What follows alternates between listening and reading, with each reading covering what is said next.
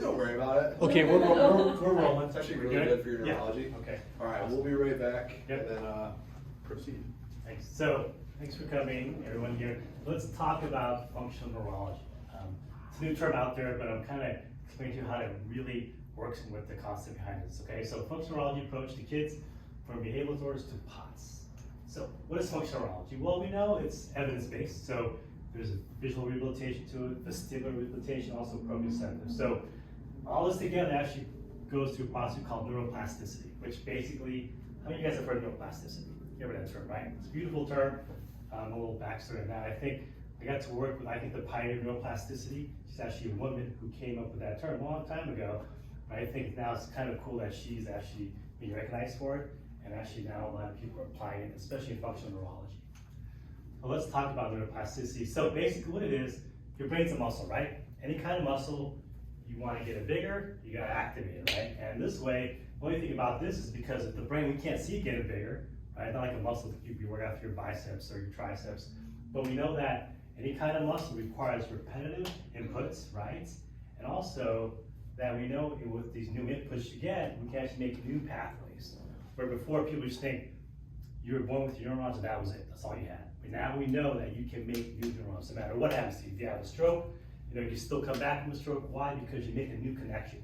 It makes you call these new neural pathways, which is pretty amazing that now we know we can make changes in anybody's brain, no matter what. No matter how old you are, we can still make changes in your brain. So let's talk about some important parts of the brain, right? So the frontal lobe, where's that located? Right here, right? The frontal lobe helps with cognitive functions, right? Emotional control, control of voluntary movements, and these are kind of things I'll talk about in a little detail, but right now, if you want to stimulate your frontal lobe, you do movement, problem solving, multitasking, and be mindfulness, okay? Let's talk about the parietal lobe. You know what that's for? That's actually your part of your sensory system, okay? Your parietal helps you with temperature, taste, touch, visual spatial processing. And if you want to stimulate your parietal lobe, you can look at 3D objects, or you can actually feel textures of objects too as well. Okay, let's talk about the temporal lobe. Now this area of your brain, we'll just look it right over there, deals with memory, comprehension, speech, and once again, if you want to stimulate that, you can do memory apps, listen to music, and also try to learn a new language. Okay, next thing is our occipital lobe. That's located in the back of the brain over here, and actually deals with your visual processing, right? The way you see things, what you see in the world. And the way you do that is through eye exercises. Okay, and the brainstem. So, very important. We're going to talk about this a lot today, but your brainstem is very important because it deals with consciousness, fatigue, digestion, heart rate, blood pressure, eye movements. So if you want to stimulate your brainstem, you can do exercises, breathing exercises, gargling, meditation, and spinning too as well. Okay. The cerebellum. How many of you guys have heard of cerebellum? Right? It's actually, probably one of my favorite parts of the brain because it does coordination of movements. We now know too, it does coordinations of thought processes. So if you want to think, you're actually going through your cerebellum. Helps balance, muscle tone, and then we stimulate that as balance board, staying on one leg, heel toe, all this fun stuff. Okay, let's go a little bit more. Now, what stimulates the brain, right? We know that the brain gets stimulation from the outside, right? So if we see the lights, we feel outside, anything we can from the environment. But people don't realize it actually also stimulates itself, right? Very important to stimulate itself because if you don't, that can cause problems too. So let's talk about what happens if a child, so we're going to talk about kids here, because it's a big part of my talk. So what happens when a kid doesn't get that proper stimulation, right? So we're going to find out when a kid doesn't get that proper stimulation, you may start to see a child or a kid with learning disorders and behavioral disorders too as well. So they're not, another thing is maybe, we can't find anything wrong with them pathologically, but they may not, maybe they have problems with, maybe they're dyslexic, or maybe they have ADHD, or maybe they have, their OCD, or maybe they have difficulty, running. All these different things can be related to what's going on with their brain development. So one aspect that can affect a child's brain development is body awareness. Okay, very important, right? So lots of times, if you know some kids who they get lost in space, right? They kind of bump into things, okay? Or these are kids that may have poor balance, okay? So a lot of this stuff too. We have poor body awareness. What does that mean? You don't know who you are in space, right? But a big part of it too as well, if you don't know who you are in space as a child, maybe you may not be able to recognize social cues, or maybe not be able to recognize, your emotions as well because you don't understand what's going on. All right. So body awareness plays a very big role for kids' social and emotional development. Next thing called motor skills, right? Some kids, may have developed poor motor skills. Maybe they can't, have a hard time running or throwing a ball because of the fact that when you're first developing as a child, you have to get your big muscle to grow first. Okay, your big muscle over here, they got to develop first. If they don't get that proper development, then all of a sudden your gross motor skills they get affected. You start to develop poor muscle tone. All right, poor muscle tone. And if you have poor muscle tone, you have poor sense of rhythm and timing. Lots of kids now really have a hard time skipping. A lot of kids they don't know what skipping is or even galloping. Lots of times because of the fact that they have this poor development of their motor skills.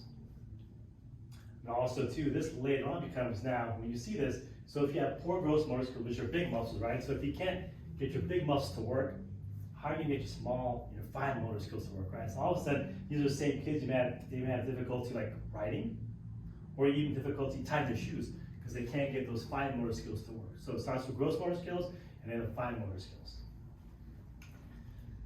Also too, when you have poor motor skills, you may see eye issues, right? And these are the kids you may see all of a sudden, hey, I have a lazy eye. And so what happens if you have a lazy eye? What do you want to do with that? Well, most of them say, let's just cut it, right? But really, if this doesn't work well, because the coordination's not there, so you may start to develop a lazy eye. And so the idea is if your eyes don't move well, all of a sudden, what happens to the child? They have difficulty reading, right? And they may, teachers may think they can't read, but they can't. It's just because eyes aren't moving well like they're supposed to, right? Because in order to read, your eyes gotta move, right? They gotta move in unison with each other. If they don't do that, you may have difficulty reading. Let's talk about social skills too. Now, very important too, because when we talk about brain development, a lot of it too is understanding your social skills, because of the fact that when you have poor social skills, you can't communicate, right? Kids like this can't have the social cues. They can't communicate. They can't understand other people's. They can't read people basically. They may be put in a situation where something tragic happens, but they don't care because they don't understand that concept. So, last time too, when kids have poor understanding of their body, this also leads to poor understanding of nonverbal communication. Next, let's talk about sensory process. We hear this a lot, right? Sensory processing issues, right? We hear that a lot. And they may be hypersensitive or hyposensitive to vision, hearing, touch, smell, and taste. These are the picky eaters too. How many kids are picky eaters, right? Like I just want to eat just carbs, right? And the reason why is because when they have sensory issues, the texture or the smell can affect them, right? But we know that over time, if getting the brain to properly develop, it's going to help these kids not be so picky. Okay, now also sometimes, we see with kids, besides the poor motor skills, sensory issues, the social issues, and then we have academic problems, right? So you have these kids, all of a sudden, poor motor skills happen, and then all of a sudden, what happens after that? Sensory issues, but all of a sudden, now you get them to school, what happens?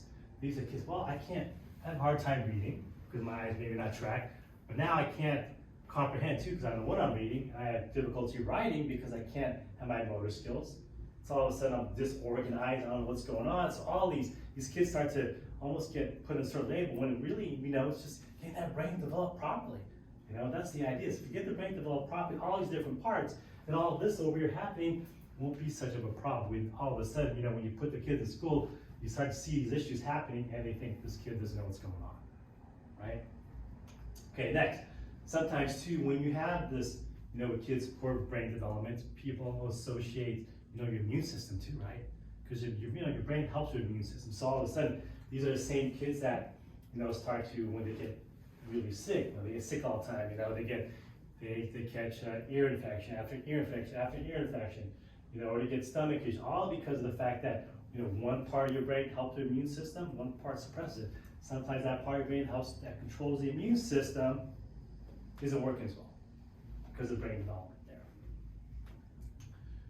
Also too, now, because of that, guess what happens? So my immune system in the child starts getting weak, right? So I get infections, but also now I'm more susceptible to maybe I can get allergies, right? Because your immune system, what's that? Your immune system basically goes in overdrive, right?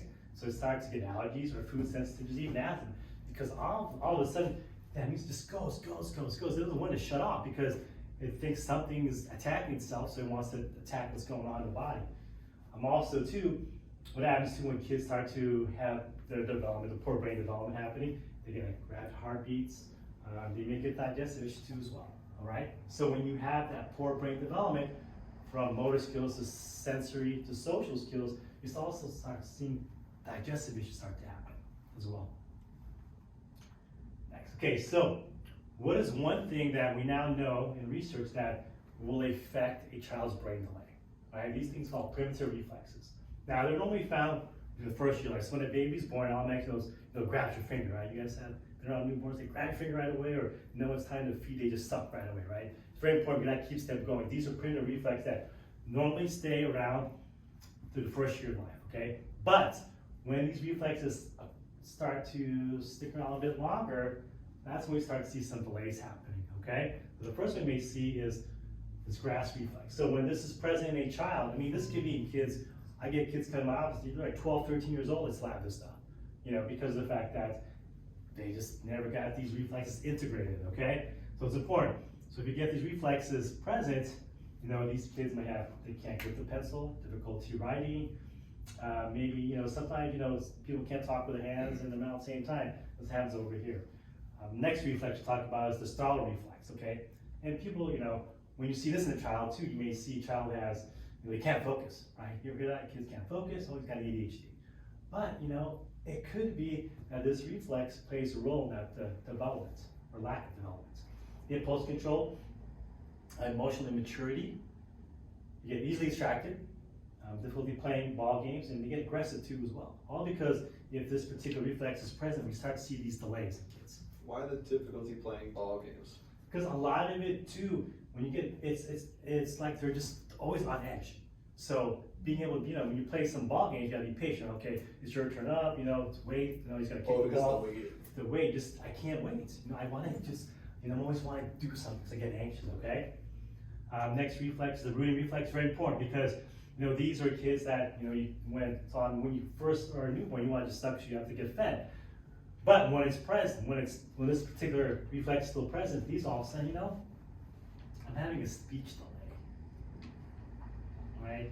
I'm not speaking as well as I should, and a lot of it too as well. The first step is it's poor articulation, right? So if you can't feel your face as a kid, how are you gonna make the proper words or sounds, right? Because you don't know how your face moves, right? You gotta feel your face move. If you can't feel your face move, well then how you can make vowels and things like that. So we see a lot of this in kids with speech issues. Next too, now, this particular reflex too, asymmetric top neck reflex, when this is present, very important because this actually deals with handwriting, can express ideas, eye tracking, difficulty reading. So all this actually starts to, you know, work your way up, we call it the brainstem, okay? So all these reflexes are pretty much, you can attribute them to their, along the brainstem, okay? So you got the brain up here, we talked about all the big parts of the brain, you got the brainstem with this stuff. So when this stuff is present, you know, you have these delays going on in the brainstem. You got these delays, think of these like tracks. All of a sudden, maybe instead of having 8 lanes to the brain, I only got like 4 lanes to the brain, right? Because of the fact that these are present. So, you know, I'd rather have 8 lanes than 4 lanes, right? So I don't want these delays. That one called spinal colon, very important. When these are present in kids, you know, you see kids who can't sit still, they have digestive issues, also bedwetting, you know? You know, sometimes you'd be told, yeah, you know, like kids sick, you still bedwets. But, you know, if you're a 6-year-old kid and you want to have a sleepover, you know, you don't wear a diaper. But sometimes, you know, it's not they'll grow out of it. They may, but it's because this particular reflex that may be present too as well. It may cause this bedwetting issue after 5. The crawling reflex, very important too. Once again, you can see this poor posture, hand-eye coordination. A lot of this stuff, you know, is very important because with these particular reflexes helps you with coordination of movements, right? If you can't coordinate movements, how can you swim? How can you do this stuff? Or how, you know, you don't feel your body too as well. So coordination of movements in the beginning for kids is very important for them. The TLR reflex, another reflex here. When this is present, a lot of kids, you know, are toe walkers. You see that a lot, right? Because they just have poor tone. They don't know what's going on with their body. They could be toe can be weak or strong. They may not want to play sports, right? Because now I don't want to. You know, sometimes these are kids that they don't want to play sports because it's not like they don't want to, because they can't understand how to coordinate everything. You know, they may have poor balance, poor posture. They may have a poor sense of rhythm and timing. Because you know, when you try to kick a ball, right, it takes rhythm and timing. And sometimes some kids will wait and just kick it like this versus really coming up and doing that. So it takes a lot of rhythm and timing. The Landau reflex, when you see this in a child, sometimes these kids really, the big thing I see is in kids, they can't hop, jump, or skip. Some kids don't know how to hop, or skip. They have a hard time doing that to kind of coordinate different reflexes different coordination. Last thing is, so if we don't integrate these reflexes, we'll see a brain delay, no matter what, okay? Because if it's still present, you won't get everything you want. Like I said, these are important, milestones to help these kids. But if they're present, you get a delay. If you get a delay, what happens? You can't get there, right? You may get there, but maybe that one kid is just a little bit behind on things. It's because of the fact, positive to primitive reflex is present. Okay, next thing, what's another? Now let's talk about brain development in terms of hemispheres, right? You got a left brain, you got a right brain, right? And we kind of know that the right brain does certain things and the left brain does certain things, right? So let's talk about first the right brain. What's the right brain? Anybody know what the right brain does? Like characteristics of the right brain? Characteristics, creativity, good. What else? Let's see, so we know they're same, but they have different functions. Let's talk about the right brain. Right brain here. So we got, it's called your EQ. You know what the EQ is? It's your emotional intelligence. That's your right brain. So it starts to know, okay, oh yeah, I shouldn't laugh because someone just got hit by a car. That's not funny, But sometimes when you don't have that developing, it doesn't matter. Some kids will just do what they want to do, or they may say things right, doesn't make any sense, but they just have no sense of what's going on. Nonverbal communication, social skills, right? We know that it plays a big role in suppressing your immune system, okay? It sees a big picture, so, right? And the right brain helps with large muscles or your gross motor skills, right? Your big muscles. Helps with balance and coordination, comprehension, math, reasoning, and digestion, okay? So what does left brain do? The opposite. Yeah, right, good job. IQ, there you go. Good job. So yeah, your IQ, that's all your math side, paying attention to detail. Your verbal communication, small picture details, activates the immune system, right? So, your right brain suppresses, left brain activates, right? And so sometimes, we get autoimmune disease, sometimes the left brain's too much. The right brain went on vacation, so it can't suppress it, right? We want to find that balance. We always want balance in our life, right? It's very important for us. Word reading, math calculations, and thinking clearly. Okay, good. So let's talk about, this guy. You know this guy? So what's good about this guy, just put it up here, because I think what he did was he was able to balance his brain, right? He was an intelligent guy, but also could paint. He could see things. So that way, one of the things I found out too, the way he actually had a good balanced brain is like this part. He could actually write upside down, forwards and backwards equally well. Like you write this way, you write this way, but it's the same sentence, but backwards. So that tells me, hey, this, it's also, I think for us, it's important to, think about really find that brain balance, right? I think if you're balanced, you'll know when to laugh, you know when to be sad, you know when to, articulate something, you know when to be quiet. It's important because I think that's one of the things I'll just try to have a balance brain, okay? Good, so what happens, that affects the brain? We know the environment plays a big role in brain development, right? Because we know that, you guys heard this term called epigenetics, right? So 50% of it you have genes, but the other 50% can be changed by the environment, right? So in this case, that's what we're seeing here. So it's pretty cool now that we know if we give the proper stimulation, in the environment, we can change the kid's brain. And that's through light, sound, smell, taste, touch, and movement. Okay, so let's talk about light. Very important because we know now, like kids like to use their phones, right, and their iPads, even adults, right? So what's the biggest thing about light? Because we now know through a lot of research that the light that comes off and you keep looking too much, stimulates your dopamine receptors, right? And what's your dopamine receptors? That makes you want things more, right? It doesn't matter if you're good or bad, you just want that more. So that's the problem sometimes when we put kids on screens, they get too much of that, that's from your tablet, smartphones. Not only that blue light causes headaches, eye strain, we know it starts to create more of this type of behavior, OCD type behavior. It's okay to look at it, when you start to go too much, looking at screen time, looking at the screen, that's going to cause problems. And we know too that the blue light too helps, it's going to affect how you sleep, right? That's why you got to shut that stuff off like an hour before you go to sleep, because if you don't, it's going to suppress the hormone melatonin, right? And melatonin, it's the one thing that helps you fall asleep first. Okay, so if you look at that light, you look at your phone right before you go to bed, maybe you just release more, suppress that melatonin, now you have a hard time sleeping, all right? Good. Taste, very important for kids to try different foods because it's a good sensory input, even for adults, right? I mean, I think we should still be doing this stuff too as well. Try something new.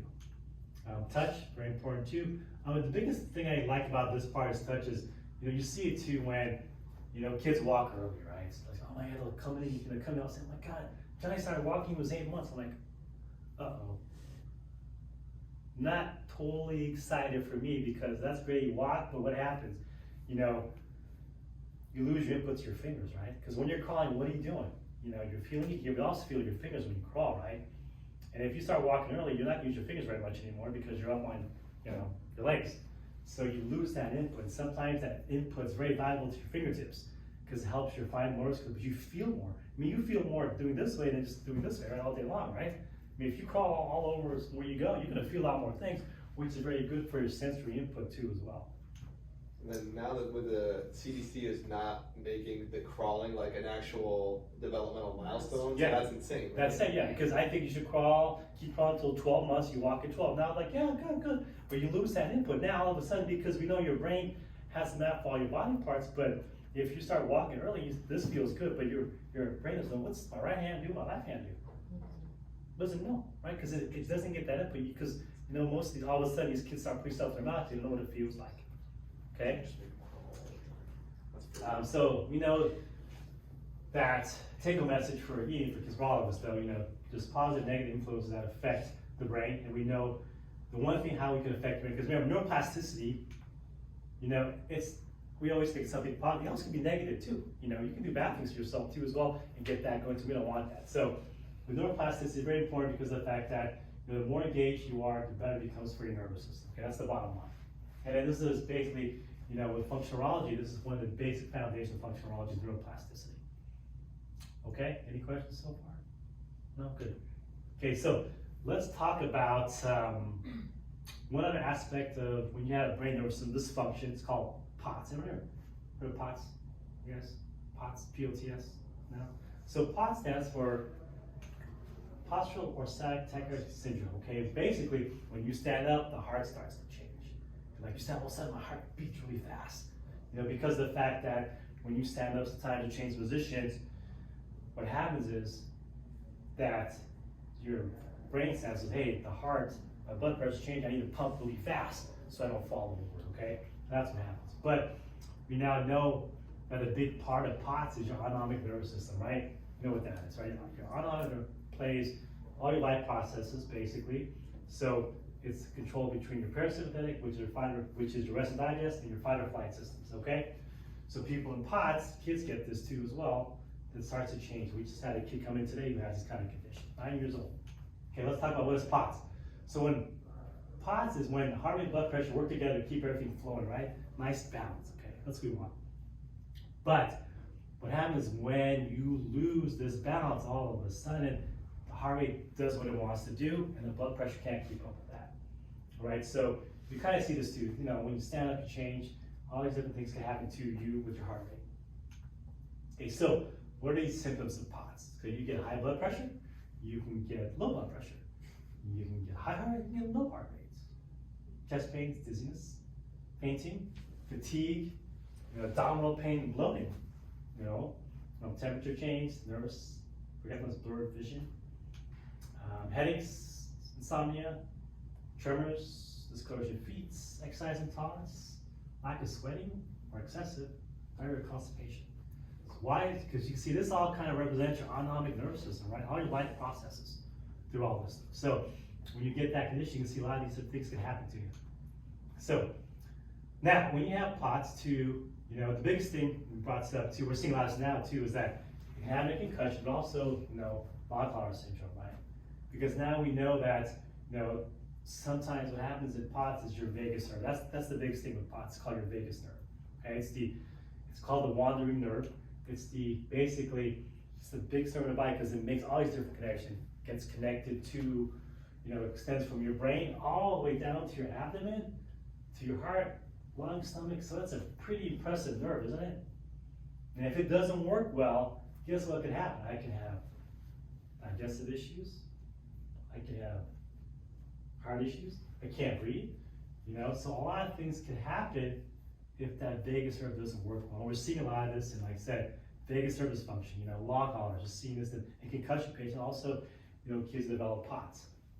So it's important, if anything tonight guys lead to, I want you just to love your vagus nerve, right? And treat it well, okay? If you're not feeling, you gotta activate that, okay? It's important because your vagus nerve does so much that you gotta take care of it, okay? So, why is it important? Because, we kind of, it does a lot of important things to me. So your vagus does so much that, I think if you have a happy vagus nerve, you're in pretty good shape in life, right? Things okay, no big deal, I'll get to it. Things will be fine. But, you digest food really well, you're pretty relaxed, you're in the moment, and that's, to me, when your vagus nerve does that, you're in actually pretty good shape, which I think maybe the population, like 10% of people actually do that, okay? So since the vagus nerve dysfunction, pretty cool here, right? Diarrhea, heart rate, dizziness, swallowing, right? What do you do about it? If your vagus has a branch to use, it can affect how you swallow, it can affect your voice too as well. You start to get a little crackly or deep sometimes for no reason. Blood pressure, fainting, anxiety too as well, okay? Very important. Okay, let's talk about one approach that we do to what connects learning disorders and POTS, right? I believe is to call your frontal lobe, okay? Next to the cerebellum, I love this lobe too as well.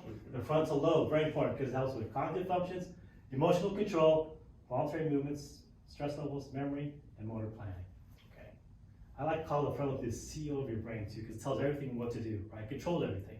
So if your frontal lobe goes on vacation, what happens? Things go bad, right? Things start to go bad in you. So that's really important to understand the frontal lobe, in my opinion.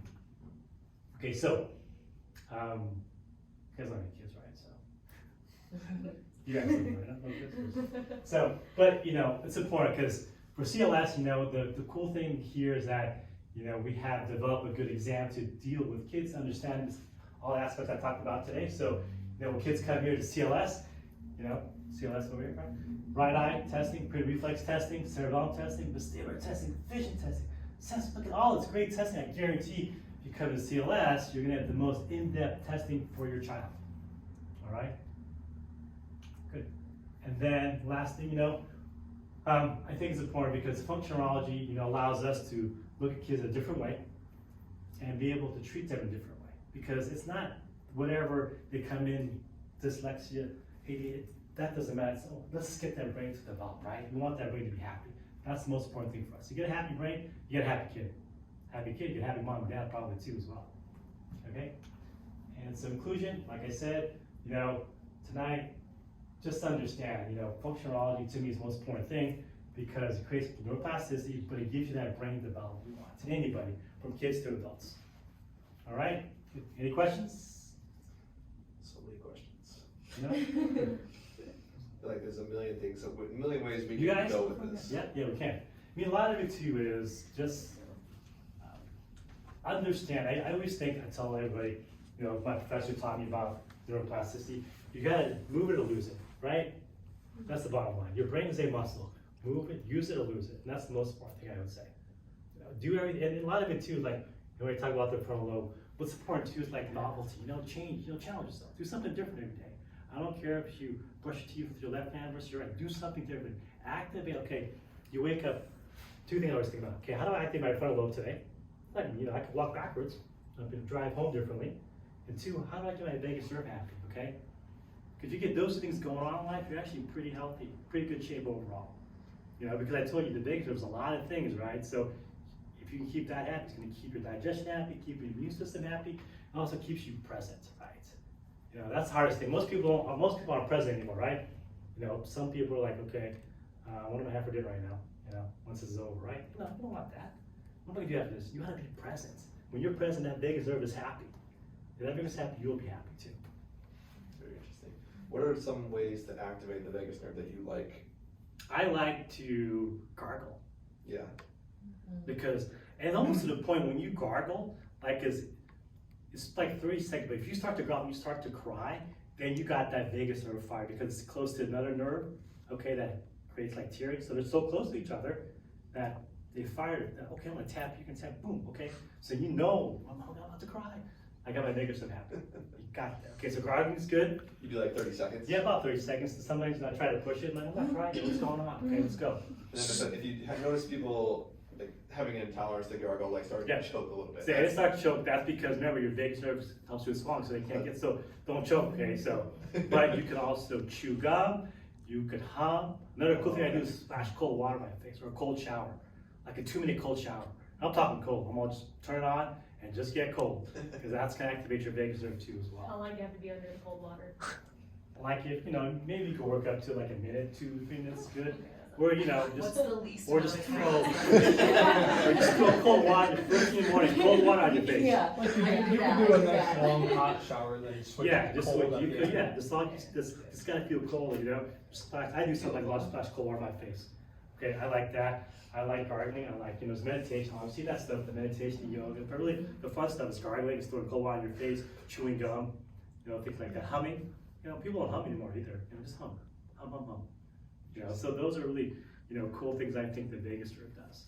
What about whistling? Whistling too. Or just Okay, singing. we whistle a lot. Sing is good too. Sing. Okay.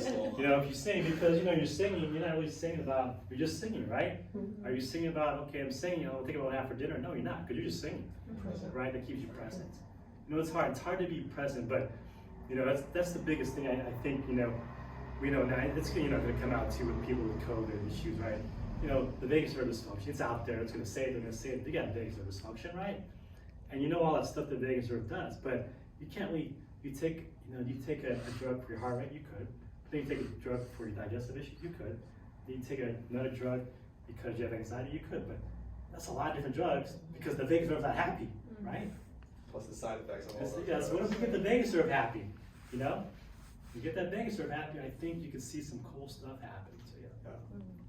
Nice, I like that. And then easy things to do for the frontal lobe, just kind of doing different things, like Yeah, you said, because take your a fellow drive is to not work like or- besides movement, right? It's novel to you, right? So try to just brush your teeth differently. That's like right leg doesn't matter, but try something different. Just it's always I always think novelty. Every single it doesn't have to be something like I'm gonna learn language today. It doesn't be that. But something just different, something like you don't normally would. Like you drive, home a different way. That's all. If you're really cool, you try backwards if you want. Don't do that. But something, 2 things: novelty, frontal lobe, and vagus nerve. Work on activating that. And like different movement patterns would be a good thing Yeah, too. anything. I'm not asking for something complex. Just hey, just try something different. Yeah. That's all you gotta do. Because once your brain, sometimes too, the fun stuff we tell patients to do, right? Is like, we see you walk, right? Okay, that's a good walk. Now all of a sudden, some every month of the year, every other month of the year. So go January, March, May, July, September, November. Most people are gonna do what? Slow down, stop. January, March, right? Try that. You guys leave it. Okay, walk. And all of a sudden, say every other month of the We'll do a year. lot of examples. Can you do it? January, March, May, July, or do you have to kind of go to the cadence? Why do you have to go to cadence? That's okay. That's a frontal lobe activity. Okay? For me, that's not anymore. It's more because I got automatic, so it's not frontal lobe anymore. But something like that's really cool too. You can walk and talk and do some different things. When it becomes automatic, what is that? Then it becomes like your strength. It's like driving, right? All of a sudden, oh my God, how did I get home? How did I get here? You didn't think. That's not frontal lobe anymore. Oh my God, I'm gonna brake. That's frontal lobe because I'm gonna hit that person. Yeah. When you get home, I got home. My God, right? That's all certain. That's all automatic stuff. So that's just bypass your frontal lobe. Okay. We don't want that. So sometimes it's good. So that tells you, I got my frontal lobe today. Okay. Love that. Awesome. Anything else? Future neurologist here in the front row. That's a good question. Eye movements with scoliosis curves.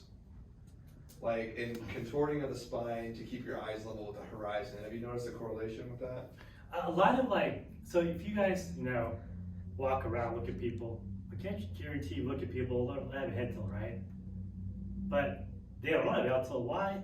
Because their eyes they kind of fix it for them, right? So if you blink toward it, that doesn't look right. But after a while, your eyes will fix itself, right? Horizontally, okay? Then you got a problem because also you have a head tilt, but your eyes are horizontal again.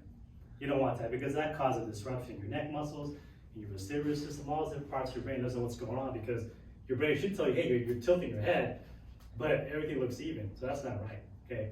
So when you have curves in the spine too, that kind of happens too as well because your eye muscles are connected to your spinal muscles and things don't work right, so the eyes don't work well either. And you can start to lose muscle tone too as well. Strengthening eye movements. Yeah, it's kind of cool because people don't realize your eye muscles connect to your neck muscles. and to your vestibular system, they all work together. So once it's them out, you may not be as crisp, you may not function as well as you like. So how would you strengthen your ab movements like that? Just like any other muscle. Yeah, it's a line muscle. You just gotta figure out what direction it's supposed to go, what your brain needs. Maybe when we're done, we'll do a test. You'll have you guys to walk and talk, for the camera. I'm bad at it too. Good. Anything else? We good? So, right? So just take home, neuroplasticity is really important, There's positive neuroplasticity and negative neuroplasticity. Let's go more to positive, right? But also activate that frontal lobe and that vagus nerve. All of them should, but really, the vagus nerve to me is really important now because we're seeing a lot of people recover from COVID, and sometimes they do recover, things happen to their vagus nerve. So it's important to really think about, I gotta get my vagus nerve happy. Cool? Awesome. Thanks. Yeah, thank you. Thank you. Appreciate it.